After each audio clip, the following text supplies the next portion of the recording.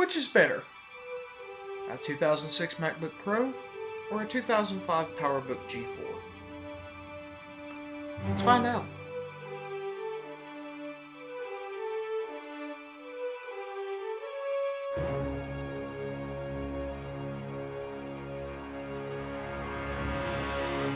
So recently, I was given a 2006 MacBook Pro. That's right, given. It's a Core 2 Duo, 4 gigs of RAM. I've dropped in a 500 gig hard drive, and I'll explain why in a minute. But, I was given a 17-inch MacBook Pro. And up until that point, I had been using the PowerBook G4 as my daily driver. But I couldn't help myself. I got the Pro. But I'm going to, I've been asking myself, and I'm going to actually put it to the test, which one is better. Now, speed-wise, it's obvious. The MacBook Pro is going to win. It has 4 gigs of RAM. The PowerBook maxes out at 2. It has a 2.6 Core 2 Duo. The PowerBook has a 1.67 PowerPC G4. It's obvious the MacBook Pro would do circles around this thing. I'm not talking about speed. I'm talking about quality. Which one is better? So, let's get started. Okay, so for this part, I'm actually using my Flycam adapter. Aesthetically, these things are almost identical. Except for a few things. First of all, let me go ahead and say, I believe that these two are the most beautiful machines that Apple's ever made. And I'm talking about the design.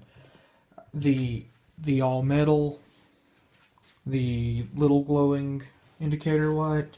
I love it. But let me show you some of the differences. For starters, on the G4, this is your charger. I'm not saying it's a bad charger, but it really does suck when you bump into something and you think, oh god, I broke the charger. Now see, they replaced this. I'm sorry, I've got junk on my table. They replaced this on the MacBook Pro with something called a MagSafe. Not only can I plug this in either way I want, but it just magnetically clips in there. Pros, it's never going to break. Cons, it falls out almost all the time. Another thing that they did that I think they got right with the MacBook Pro is they made the screen springy. Watch. See how it just kind of sprung up? With the PowerBook, it doesn't really do that. At all. The keyboard's almost always backlit on this one because I hacked it to run Mountain Lion. But as you can see, the keyboards are almost the same. The speakers on the Pro are like 2 times bigger, as you can see. And that makes a huge difference too, and I'll show you why in a minute.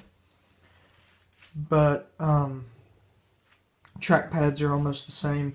I believe this one has a few more multi-touch gestures, but I've never really played around with it, so I don't know. It is bigger, too. Like, I can fit all 4 fingers in this one. Not so much with this one. Well, I can, but it's edge to edge. Again, that one has a 17-inch high-definition display. That one has a 15-inch standard definition display. I mean, both are amazing-looking computers in retrospect. But the sharpness and attention to quality I would have to give to the MacBook Pro, because despite it being 17 inches and despite it being 10 years old, this thing is light as air. The PowerBook, not so much, again. But, again, the PowerBook is just as beautiful in design quality. I want to start with the MacBook Pro first. Again, I'm running, I think it's 10.8.4, and I can't update right now because, honestly, I have forgotten how to. Sad as that is, even I forget sometimes. I need to update it to 10.8.5, though. I was going to show you a couple of things. I don't care if you know my serial number or not. This is a free computer. So 2.33 gigahertz Core 2 Duo, 4 gigabytes of RAM, a Radeon X1600 with 256 megabytes of VRAM, and running 10.8.4, which I really need to update to .5. And that's what it looks like. Now, here's the problem. Apple, Mozilla, and Google all drop support for anything 10.6 to 10.8. So I'm running the second to last edition of Firefox. Safari don't even get me started. I didn't bother downloading Chrome. iTunes no longer works with iOS 10, so there's no point in plugging up my phone or my iPad to this. So I went ahead and uninstalled iTunes. I am running the latest version of Kodi Media Center. I've got Office 2008 on here, only because I couldn't get 2011 to download. I've got Final Cut Pro on here. And, you know, a bunch of other things. Mac Post Factor, because I'm going to try Mavericks here later. I did manage to cross-platform a game. I've got Knights of the Old Republic on both systems. But yeah, that's what this looks like. Let me show you what the PowerBook looks like. So, it's a PowerBook G4 running 10.5.8. It says a gig of RAM, but I have 2 gigs in the system. I went ahead and checked. Both DIMMs are running. For some reason it just says a gig, but it is 2 gigs and it's registering as 2 gigs. As far as graphics goes, I have an ATI Radeon 9700 with 128 megabytes of VRAM. So literally half of what's in the PowerBook. Or, not the MacBook Pro, excuse me. I have Final Cut Pro 7 on here, which is about 5 distros out of date. I have iMovie 6, which is, again, several distros out of date. Let me just zoom out a little. There we go. However, I'm running a brand new version of Firefox through 10.4 Fox. Brand new, supported. It's not going to be unsupported for any time. Leopard WebKit's a little out of date, but it still runs. Again, I've got Office 2008 on here. And again, this is what it looks like. Now, let's go into the web browsing capabilities. On the MacBook Pro, I mean, it's everything that you would want right now. I mean, as of, what is today's date? As of October 4th, 2016. It's everything you want out of a web browser. I mean, I can load up YouTube in a snap and play one of my videos. Because I think I did that last time. See, what you guys don't realize is I'm filming these back to back and I've already forgotten what I've done in them. Hey guys, it's Adam. I know I haven't filmed anything. Best part is, oh wow, it's only 480p. Truth is, I've been on vacation. I was going to show you that I can update to 1080p, but I guess there's no point. But as you can see, YouTube works. Netflix still works. Latest version of Kodi still works. Facebook, Twitter, all of that jazz still work. Even on Safari. Even on modern... Well, not even modern. Last time Safari was updated was 2013. But even on Safari, like, it's a little slower, but I can get the job done through any of this. Do I think it's going to be that way forever? No. But, with that being said, it's still modern for right now. And eventually, you know, I can upgrade to Yosemite I just won't have graphics support. And right now I'm just kind of basking in the fact that, hey, you know, I have graphics support. But anyway, let me show you web browser on a G4. So, web browsing on a G4. I have 10.4 Fox, which I've managed to film this 3 different times now, and it's still loading. But it's in date, as far as I know. It's been a week, so I'm actually not sure about that. Yeah, okay, it's up to date. YouTube on it is a bit of a nightmare, but I'm going to show you anyway. It's only a bit of a nightmare because I don't have any hacks installed for 10.4 Fox. Again, as I told you in the last video, I've been using Leopard WebKit instead, just because it's faster and a little bit lighter. I mean, look at this. Seriously. We're already a minute in, and there we go. Let me load up my channel and I'll play a little snippet of a video just to prove a point.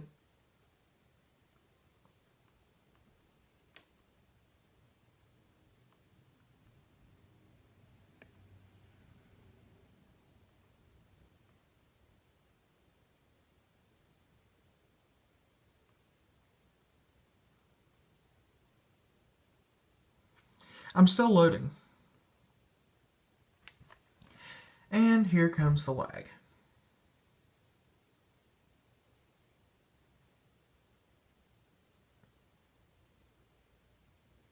I still have the sound turned off from the last video. But, yeah.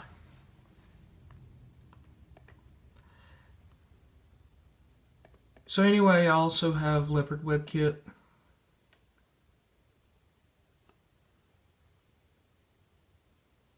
And despite me saying it's faster, it's still slow. It's still crazy slow compared to the MacBook Pro.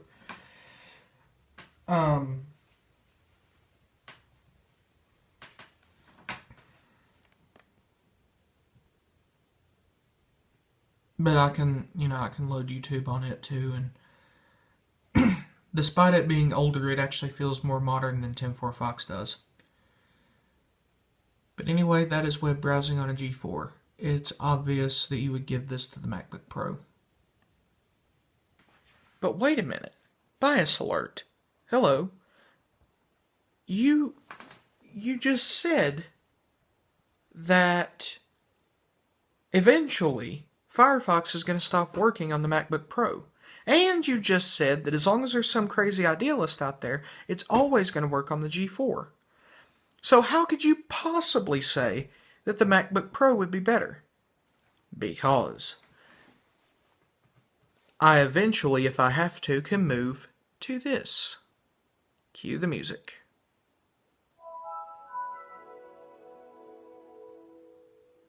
That was pretty cool. One thing that the Pro does that the PowerPC never will do is run Windows. And Windows 7 is still really supported on here, but I can upgrade to 10 anytime I want to. Again, I'm just enjoying having OpenGL right now and having basically everything working without me having to hack anything. I'm not going to get into Windows, but I have the latest version of Firefox on here. I have the latest version of Google Chrome on here. I run Netflix, I run YouTube. Latest version of Kodi Media Center, latest version of Spotify. If I have to, which I won't have to, but if I have to, I will eventually move to Windows on the MacBook Pro. I'm not afraid to do that. But anyway, continuing on with our video. Okay, so I don't even know if I want to go any further with this because, I mean, it's obvious who's going to win, but I was just showing you, you know, the MacBook Pro was stupid fast compared to the PowerBook G4. I could have put Leopard on both of these and I think I would have got the same amount of productivity though. But let's talk about price. Because again, you want the most bang for your buck. So if you wanted to buy either one of these, you'd have to go to eBay. And for some reason I'm seeing parts only for the MacBook Pro. Let me just... maybe I'm being too descriptive here. There we go. 17-inch MacBook Pro run you about $200, $378, $279.90. Again, keep in mind what you're getting here. This one only has a gig of RAM. That one has 4 gigs of RAM and a 1 terabyte hard drive, which is overkill. That one's not a 2006 MacBook Pro. It can't be. It's running El Capitan. That one has 4 gigs of RAM and a 160 gigabyte hard drive, so that's probably original. But you get the point. Like, it's in the hundreds for one of these. Or you can be an idiot and pay $5,000 for one that's still in a box. Now, if I go for the PowerBook G4, 130, 174, $30. Whoa. That's a 12-inch one, but you get the idea. 120, 219, 149, $69, $96. Look, point is, they're cheaper. So, I guess in my conclusion, which one's better? As far as speed goes, as far as productivity goes, I give it to the MacBook Pro. As far as long life and, you know, something that's going to keep running, I give it to the PowerBook G4. Price, I would give it to the PowerBook G4. Here's why. The MacBook Pro eventually will stop working on Mountain Lion. When it does, I'm either going to have to update to Yosemite, which will give me 0 graphics support, or I'm going to have to switch completely to Windows, which means I'm going to have to switch video editors, which means I'm going to have to switch everything. It's a pain. It really is a pain. With the PowerBook, again, as long as there's some guy out there that uses one of these, you're going to have a supported web browser. As long as you can manage to find a way to convert your files, you're going to have a supported video editor. That's a beautiful thing about unsupported products. They don't change. So, you know, the MacBook Pro's on its way out. There's not a doubt in my mind. But for right now, you know, if you don't mind switching all of that stuff, I would say go with the Pro. If you do mind switching all that stuff, go with the PowerBook. Either way, I would recommend one of these. Because even though they're obsolete in Apple's eyes, they still run really crazy nicely. I can't believe I got one given to me. I really can't. That completely blew me away, was the fact that this guy just goes, you know, I don't want this anymore. It's too old for me. Here you go. I'm sitting there going, you know, this is a $300 machine. But, I would say go for it. Either way, go for it. So, anyway, this is Adam. Take it easy.